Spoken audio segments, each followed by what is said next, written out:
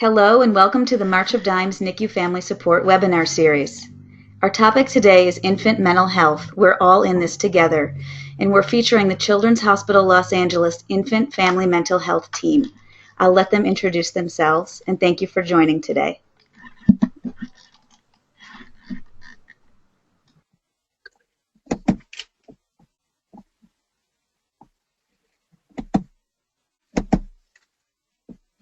Hello and welcome.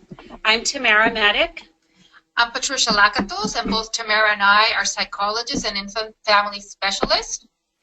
And my name is Karen Spear, and I'm a social worker in the neonatal intensive care unit.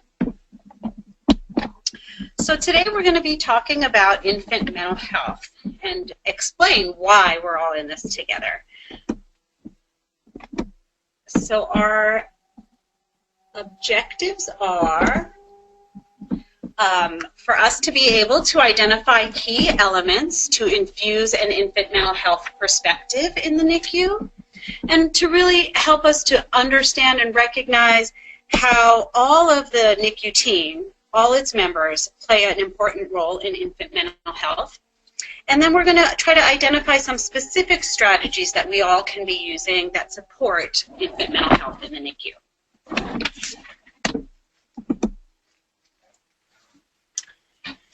So, early experiences matter. These early experiences build brain architecture. And since, as we all know, the most rapid brain development happens during these first few years, and so much is even happening during those first few months, the NICU experience can have a dramatic effect on all future experiences and have a great influence on the baby's development. The other thing we know is that toxic stress, like things like poor health and medical procedures, being separated from parents, all of these things can derail development. Sometimes we want to think that babies won't remember, but actually they do. They just have a different way of remembering. And it's often through their bodies, through these somatosensory experiences.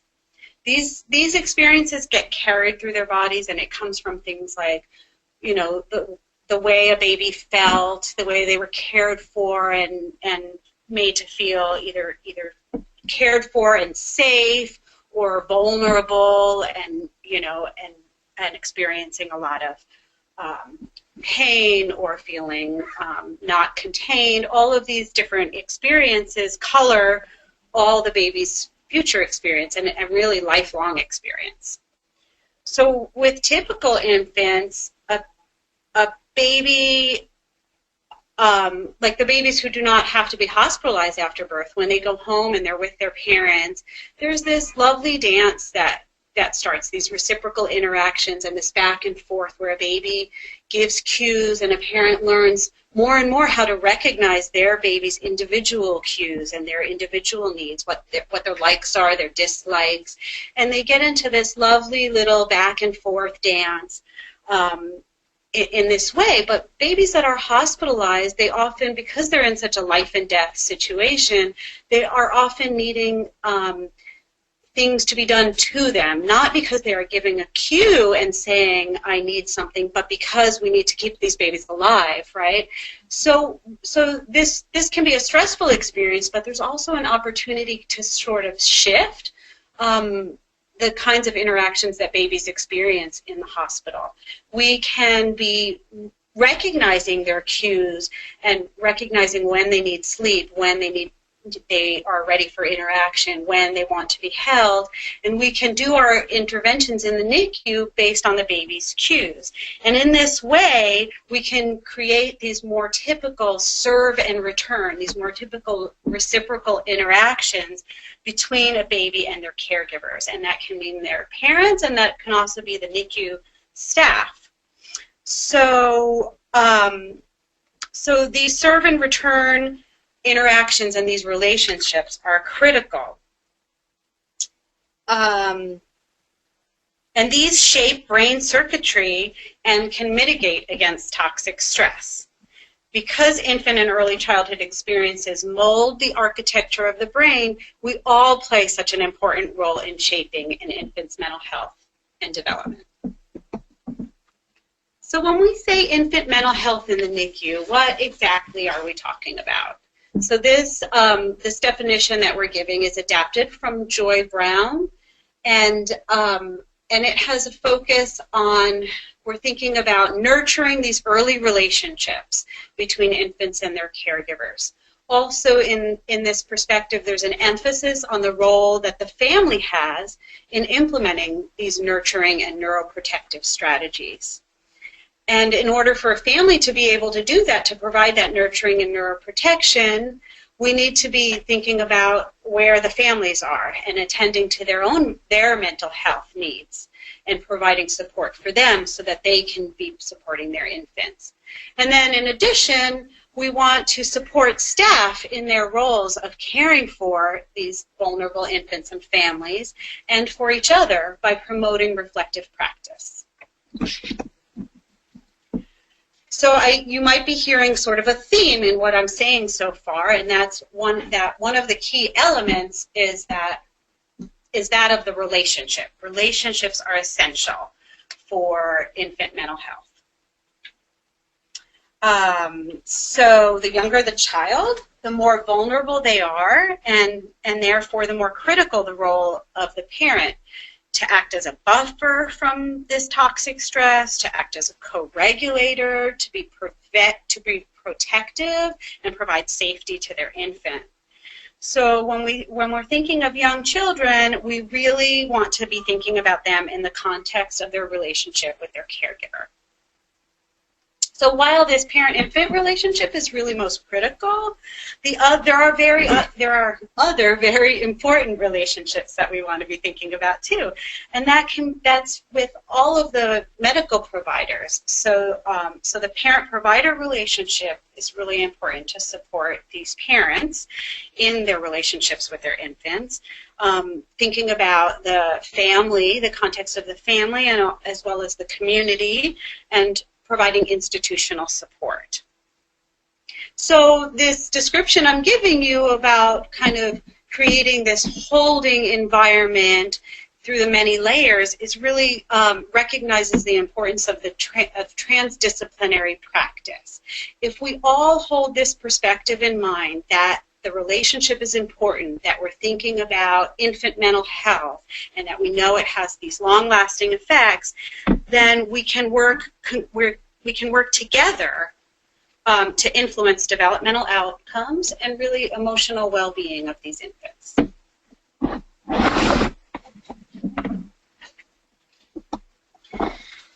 So when we're working with babies and parents in general, this usually brings up a lot of different kinds of feelings. And when we're working with medically fragile babies in fast-paced medical environments where there's lots of fear, loss, very fragile hopes, we're really prone to have lots of feelings. And we can become reactive when we have these feelings, or we can become dismissive of some of these intense feelings that might come up for us or that might come up for others. And this is kind of a self-protective strategy that we use, but we really need to have some space to think about. So when we are thinking about an infant mental health perspective, an infant mental health approach in the NICU, we really equate that with having a reflective approach. What do I mean by a reflective approach? It means that we sort of find some ways of sort of slowing down and really tuning in to our own thoughts and our own feelings, particularly those feelings that come up in the interpersonal relationships, or in the relationship with a baby, or in the relationship with a family, or also with other people in the medical team. And in slowing down, what we're trying to do is we're really trying to, not just, find a way to think about what is our perspective, but then once we kind of tuned into our own perspective, really consider the perspective of the other. And this, in this way, allows us to be more present and also more empathic, and can lead to better care and also better self-care for ourselves. So in some ways, to create this reflective approach in the NICU, we have to sort of create spaces in this environment, this fast-paced environment for us to do this. And we can do this in sort of in informal ways. It might be that after we've had a particularly difficult encounter, we will seek a colleague to try to slow down and think, not just to vent, although that might be necessary initially, but then also after we have done that and have become a little more regulated, to be able to sort of stop and think about what's happening for me, why am I getting so triggered, and what might be happening for the other. And then we can also do this in more formal ways, like having sort of regular meetings where we do this and we create this space. It's really important to find ways to create these reflective spaces, because this will really help us to be more attuned and responsive in the care that we provide, because this is an environment that is really prone to bring up a lot of stuff for all of us.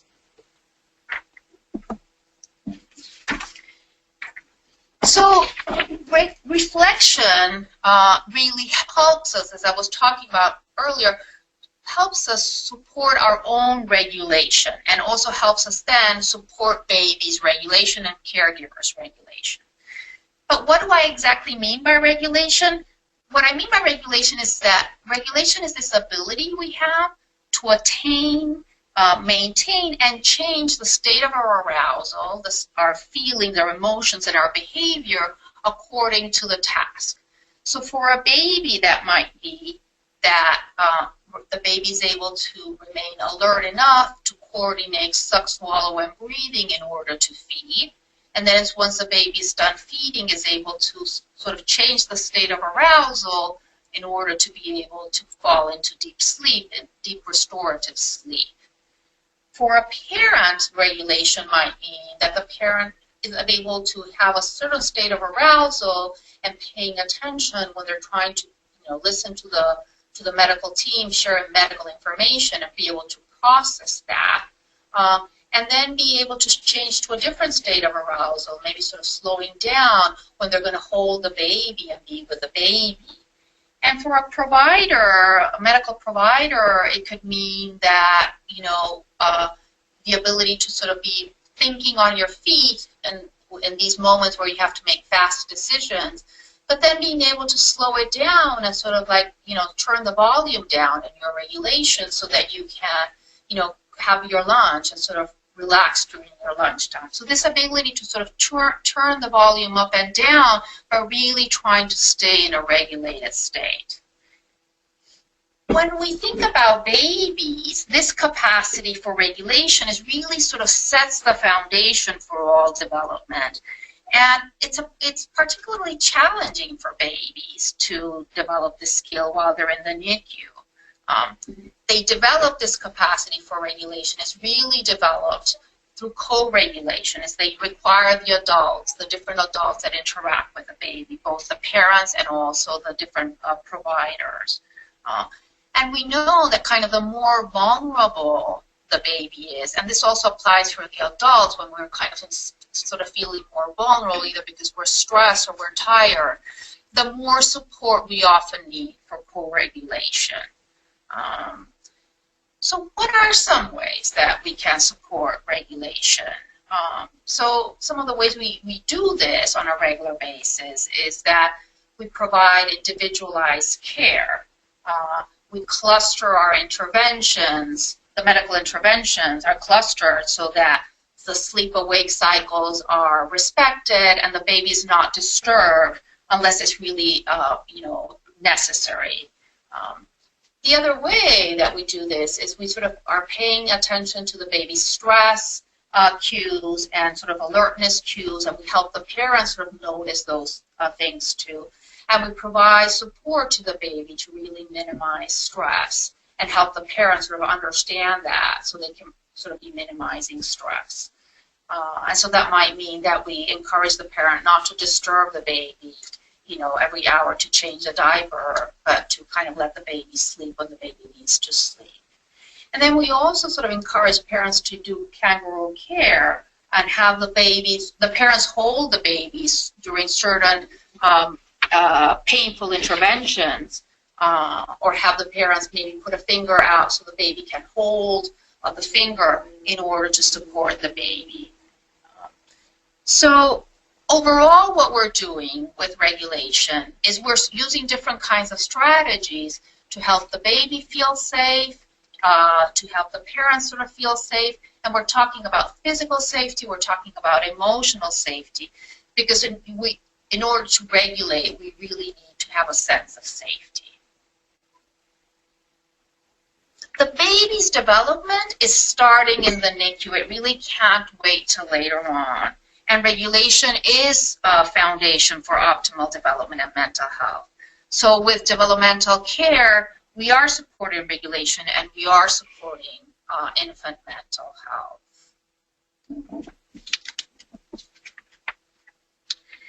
So what we've been saying up to now is that there's sort of like some key elements when we think of having an infant mental health perspective, and that we need to consider these key elements to sort of infuse this infant mental health perspective into our work.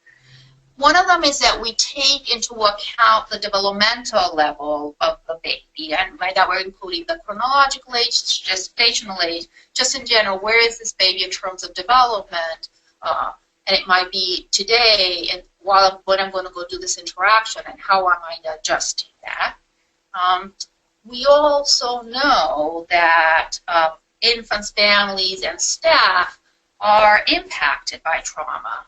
And that often, when we're impacted by trauma, there is dysregulation in infants, and in adults, it might appear as high conflict or withdrawal. So sometimes when we see parents who are engaging in conflict, that might be a sign of they're being impacted by the trauma. That's why they're dysregulated.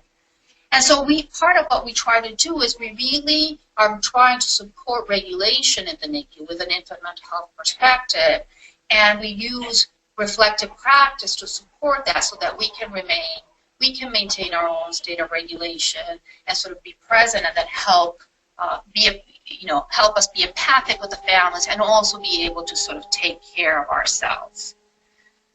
So when we think about it, health perspective, we think that every person involved in the unit has a role of supporting this infant-parent dyad. That's why we refer to it as transdisciplinary practice.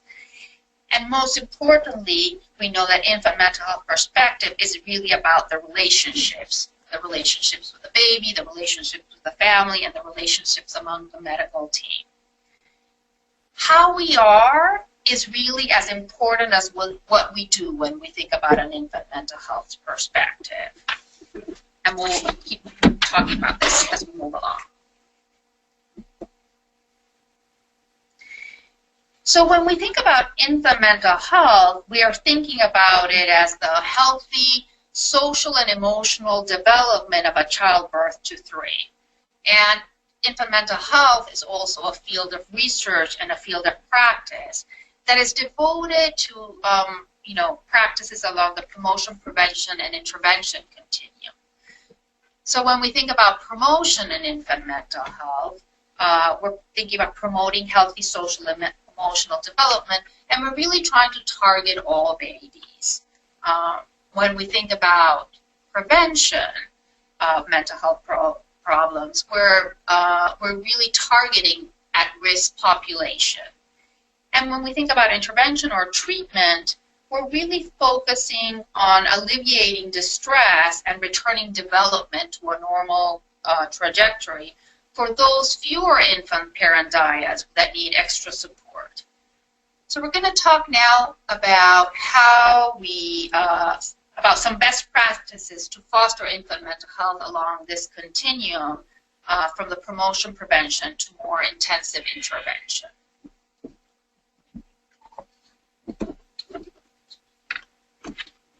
Family-centered care promotes infant mental health.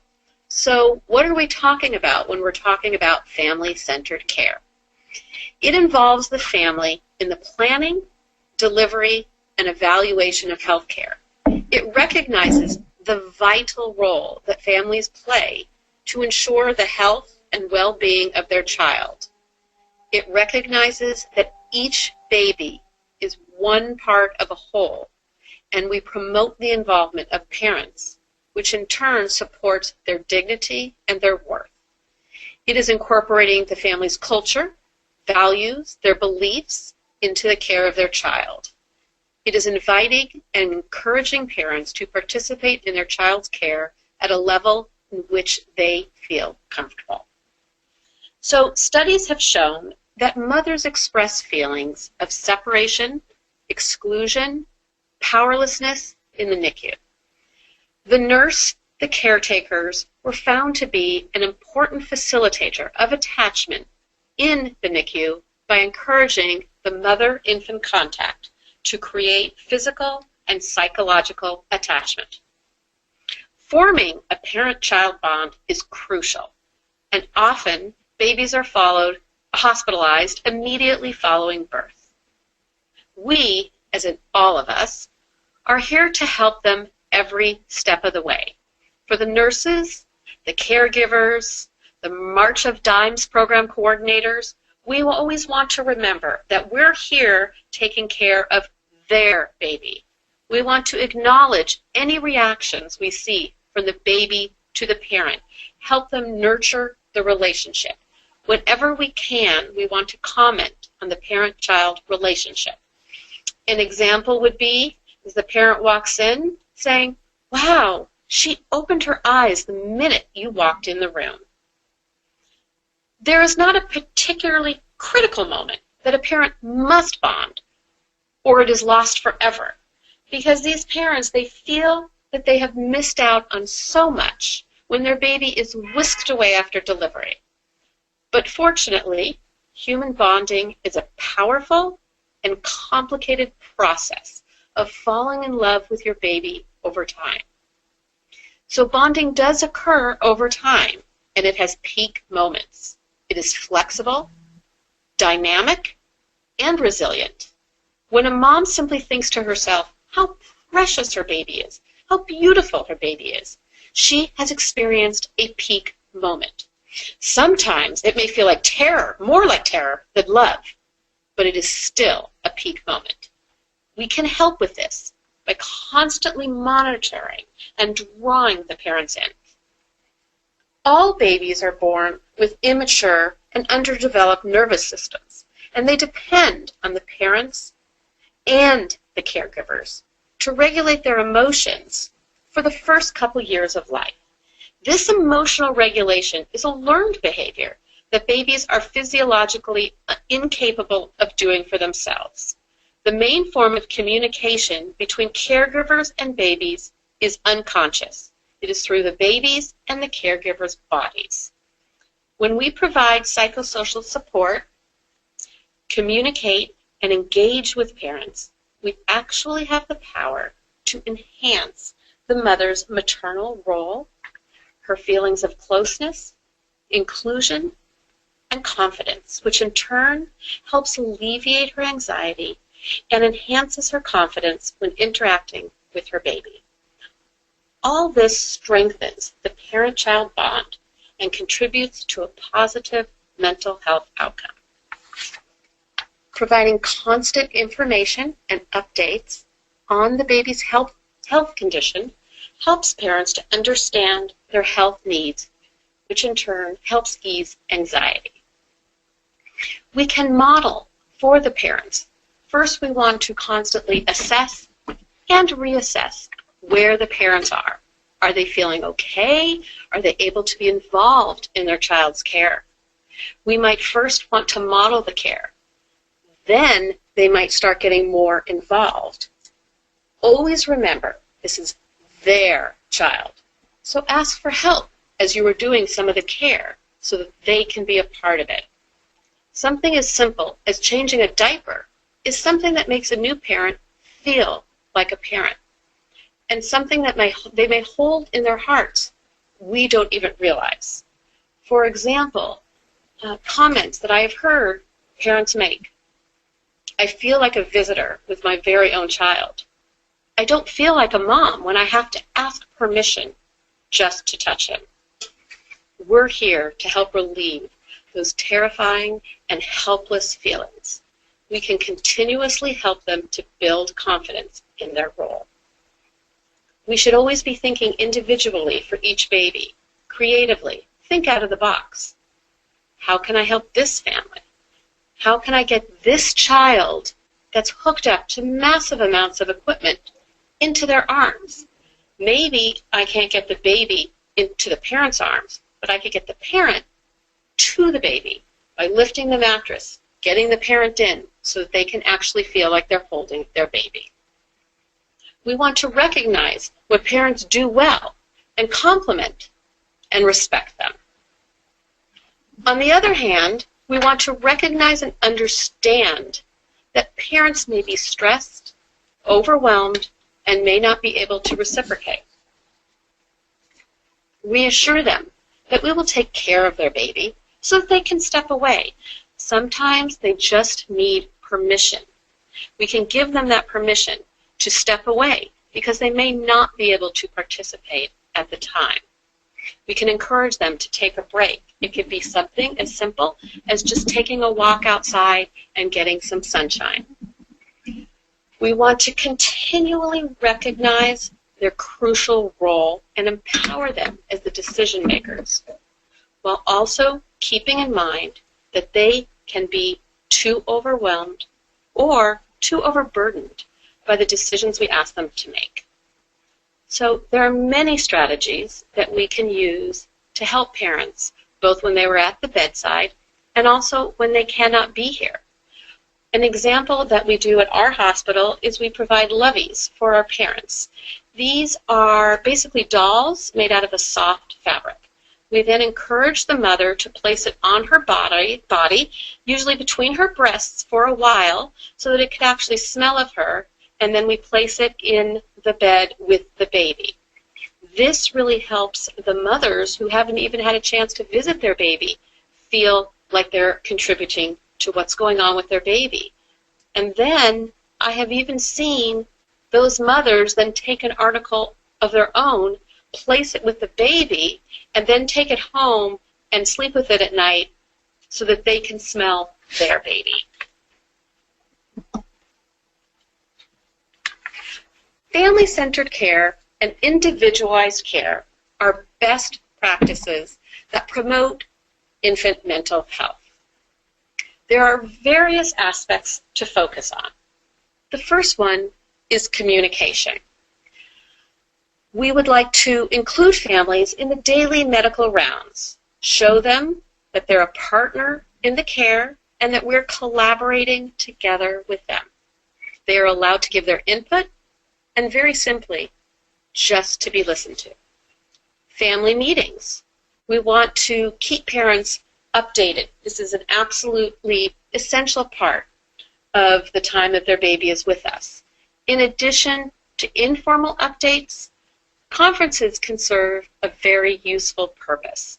We are able to support the parents and ensure that they are receiving the information they need and want, and to make sure that they're really understanding this. We're able to manage parental stress, as they may be having difficulty processing the information they're hearing at the bedside. In formal, private conferences, we can assist in their understanding. And when we have support personnel there, such as the social worker and the nurse, in the conference, they're able to continue to reinforce and assist parents in understanding and assimilating difficult information. We have several things that we're already doing with the March of Dimes programs and our NICU Family Support Program coordinators. We have the parent hours. We have parent support groups. And this helps with both education and support. Other groups that also are helpful that we're doing are sibling groups, to get them involved and let them have their own special time. Parent-to-parent support. Putting together a group of alumni parent supports that are able to then provide individual one-on-one parent-to-parent support. Primary nursing. This is something that is optimum, that when we can have it, as it helps with continuity of care. Parents see that the nurse is an advocate for their baby. They feel more connected and more supported. Continuity of medical care, both from the doctors and the nursing care. When more continuity we can provide is more beneficial to both the baby and the parents. Assessing and intervening based on baby's stress cues. This is an ongoing process where not only are we doing that as we're working with the babies, but we're educating and assisting the parents to help do the same. Single or double family rooms. This obviously is optimum, but not every hospital has single or double family rooms, and I think it is important to remember that family-centered care can always be supported in any environment. We are striving to provide these best practices, and this is not easy because we know that family-centered care promotes infant mental health. We're here to help them feel safe. We should be a culture of cooperation and collaboration. We are working as a team together from the moment of admission until the moment they go home. I would like to say just a little bit more about communication because it's so important. In our communication, only about 35% is verbal and 65% is nonverbal. And the impact of those nonverbal messages are much more significant. We have to look at our facial expressions. Welcome and a smile go a long way, as does an acknowledgement of them as the parent. A mother had said to me that what stayed with me years later are the nurses who greeted me with a smile and acknowledged me as a mom. Our tone of voice can let them know simply that we are happy they are there. We want to think about the way we move, our appearance, our eye contact, our gestures, our posture. All are important. What we are not saying is often more powerful than what we say. Babies sense emotions from us, from our body. Therefore, we send a message to the baby through our facial expressions, tone of voice, our touch, the tension or relaxation in our bodies. Because of that, it is important that we are regulated so we in turn can help parents feel calm and relaxed when visiting their baby, which is such a stressful circumstance in and of itself. First, we should look to the parents and pick up on their cues. Are they able to take in new information or participate in their child's care? We are constantly doing this, looking at cues, both from the baby and the parents. If they are overwhelmed, your calmness communicates to parents and then in turn helps regulate them. Provide the information you want to provide once they are regulated. Infant mental health. The NICU is an environment imbued with ongoing trauma. Certain families are at higher risk from the start. We need to be proactive and think prevention. Just existing in the NICU on a daily basis, constantly watching your baby be poked and prodded with the highs and the lows, the ups and the downs, it's extremely stressful. Parents feel anxious both coming into the hospital and once again walking out. They come, they want to see their baby, but they know the stressful place they're walking into. Then when they leave, it is only to leave their baby behind. So what can we do? We start from the very beginning by screening their psychosocial needs. The social worker is meeting with each family within 48 hours of admission for a full psychosocial assessment. We're providing the parent care kits, but in addition, we're adding postpartum depression brochures, information, resources, and information about infant mental health. We're screening parent mental health. This, once again, is an ongoing process. It's not just something that's done at the beginning. Tools that could be used are the Edinburgh Depression Scale, but we want to continue to assess. Social work support in providing ongoing assessment, support, concrete resources, and community referrals. Ancillary resources, such as Child Life, are exceedingly helpful. The more ancillary resources, for example, we have music therapists also. These services are able to work not only with the baby and parents, but the siblings as well. Spiritual services. This adds extra support and comfort for the families. Medical staff debriefing and regular reflective meetings. We must think about the staff that is doing this work day in and day out and look towards preventing vicarious trauma. This can be done with debriefing, both informally and formally.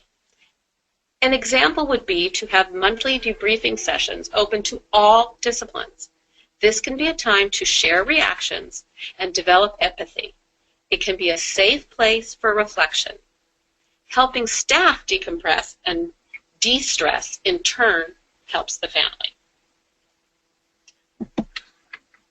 Okay, so far Karen has talked a bit about how we can promote infant mental health. So this is what we can do universally for all families in the NICU. And she's also talked about preventative strategies for those families and babies that are having a little more risk, showing risk factors, then we might be providing some of those additional support services. I'm going to talk a bit about intervention strategies, because we know that for some of the NICU families that are experiencing a great deal of stress, they're having difficulty coping, we need to offer therapeutic intervention in addition to these typical services. So there are different models out there that are being used and that are showing some good evidence, and some of them evidence in terms of effectiveness. Some of them have been models that are focused more on the parent, so kind of addressing the parent's mental health needs, perhaps addressing the stress and helping them with coping strategies. Other intervention models focus more on the child, so more on the baby, and sort of teaching the parent to recognize the baby's cues and that sort of thing. We're using a model called child-parent psychotherapy that is focused on the infant-parent interaction, the relationship. It is because we are understanding, how this experience can impact that relationship, and things can get derailed when they're in the NICU. So we're using child-parent psychotherapy also because it is a trauma-informed approach. It recognizes that the NICU experience can be very, very stressful for the parent, the child, and impact the relationship. So the referral is usually made when we're seeing that the parent's stress is beginning to impact the relationship with the baby. So that might be in those situations where maybe the parent is having difficulty bonding with the baby. Maybe we're seeing them disengage and backing off, or maybe not visiting very much at all. Or it might be, in other cases, it might be more of a parent who's feeling really anxious, maybe about being in the hospital, or about that their baby is so fragile, or they're just becoming activated and wanting to do something, and maybe that activation is causing them to be less aware of their baby's cues and not able to read their baby's cues when they're in that emotional state. And also because the infants in the hospital in our NICUs are usually they're either premature or having these complex medical issues where they're not able to give the typical cues that other babies can give. So parents might be having more challenges reading reading and responding to cues for that reason, given their underdeveloped nervous systems and their fragile condition. So we start in the NICU. We start at the bedside, and we work with the infant and the parent together there at the bedside, and we are recognizing, maybe starting off with something that helps the parent, that disengaged parent, become more, build their sense of confidence by recognizing something that maybe it's the baby's response to their voice, or that, oh, she knows you're here, even from your smell, and kind of just beginning to kind of build that bonding process. So we'll begin there in the NICU at the bedside, and for some of the families, we will, for most families, we'll continue through their transition home and have some follow-up. And this approach is really dependent on the individual needs of the family. So for some, it requires more visits and more follow-up after the transition home, and for others, it may be shorter, that some brief intervention is what is necessary to get kind of the development of the baby back on a normal trajectory. So what are the goals of the intervention? This model is, one of the goals is to support parents' sense of being the parent, their sense of safety, and we do this by being present with them and providing containment through difficult experiences in the NICU, and supporting them in developing their roles as parents, becoming more and more confident, caring for the medical needs of their baby, and also doing the typical things that parents do with infants. We provide a space for parents to share about their experience and make meaning of it. Sometimes it's the traumatic experience, and kind of putting it into perspective that we spend some time talking about. We also spend some time recognizing what are the trauma triggers that the parent might be experiencing, and also same with the baby. What are the signs of stress in the baby, and how can they respond to that? Read and respond sensitively.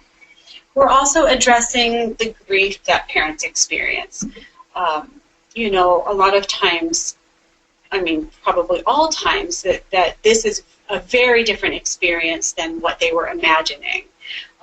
So there's this grief of the imagined child and the loss that goes along with that, and then kind of a process of accepting the child that they have. And then we also want to, throughout this whole thing, we are supporting the parent-infant relationship and attachment. So helping the parent read and respond to the cues of the infant and really understand their behavior. Sometimes it's also about shifting attributions the parents are making for how the infant is responding to them. And then we support affect regulation. So that's a little bit about one intervention model, but there are things, so this is an intervention for a target for the families that we see are needing a little bit more support. But there are things that we can all be doing, kind of these things that we described throughout the presentation about how we all have a role to support infant mental health and promote infant mental health. So this includes things that are like paying attention to the nonverbal communication of the parents, to sum up, and also paying attention to the cues of the baby, helping the parent co-regulate. So we regulate the parent so they can regulate the baby. Help the parent anticipate what's going to happen next so that they can also help the baby anticipate.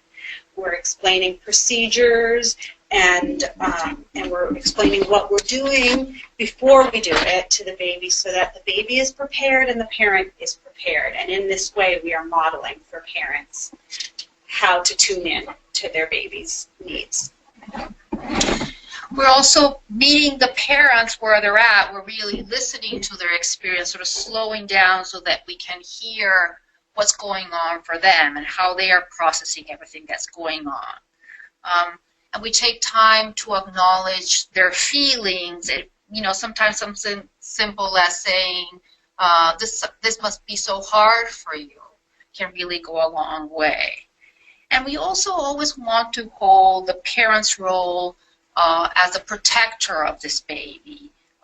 It could involve, the parent is holding the baby while the baby's having a medical procedure, or holding the baby's finger, and the provider saying something, I know this can hurt, but your mama will hold you and she will keep you safe. Your mama knows how to help you, when it's painful. She will support you. And somehow we sort of speaking, or we could also be speaking for the baby and saying something like, I love mommy when you hold me and help me with these medical procedures. It's hard for me, but I know you help me. So we kind of do it from the parent's perspective or from the baby's perspective.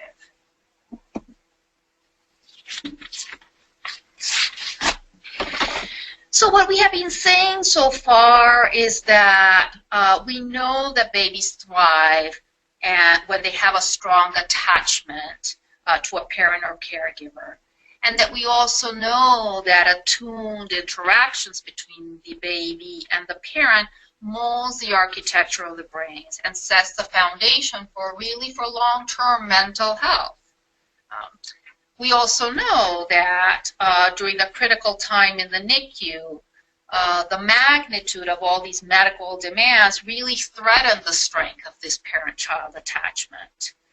So through, our transdisciplinary infant mental health focused care, we can give babies and parents a solid start so that they can emotionally thrive beyond the time that they're in the NICU. So with family-centered care, we protect the bonds of the parents with their babies. We help the parents feel a sense of confidence in caring for their baby and to respond and attune to the needs of their babies. And we are, in doing this, help build the architecture of their babies' brains. With each interaction, we're really molding the architecture of their brains. So we support babies, we support the parents, and we support their critical bond, and we support the optimal family well-being long after they leave the NICU. In some way, we are all doing our part. A lot of these things we've been talking about, things that we all already do, and we're just somehow highlighting them for us to just kind of be aware of how these things that we regularly do are part of an infant mental health practice. So it's not some foreign kind of concept, this infant mental health perspective. And that every staff person, every specialty that comes in contact with the family is shaping really the present well-being of this baby and they're fostering infant mental health. So we are all doing this together as a team. So in conclusion, I would like to emphasize that all relationships matter and our care really makes a difference. In infant mental health relationships, relationships and regulations are essential to support. We must take care of ourselves, which in turn to be able to take care and support the parents and families. When we do that, they in turn can better care for themselves and are better able to care for and help their babies. We sometimes don't realize the impact we have on families, and I'd like to give you a couple of examples. I was with some parents of a baby, and the night shift had just come in, and they looked up and they saw who the nurse was going to be who would be caring for their baby that night. They smiled. They visibly relaxed, and they stated to me, "We now know that we can go home and sleep tonight because we know that she's going to be taking care of their baby tonight, taking care of our baby tonight." The father then stated to me, he goes, "I'm going to go put a suggestion in the suggestion box that this hospital should hire more motherly nurses to care for the children." I looked over and I saw a young nurse, but I knew that the tender, loving care she provided would be remembered always. Everybody counts. It doesn't matter who you are or what your role at the hospital is. Just last week, I was working with an alumni mother, and her NICU baby is now 8 years old. She looked up as we were talking and saw the housekeeper emptying the trash. They went to each other and simply hugged with huge smiles on their faces. Clearly, this housekeeper had taken the time to show she cared. So let's all remember that what we do really does make a difference. Thank you.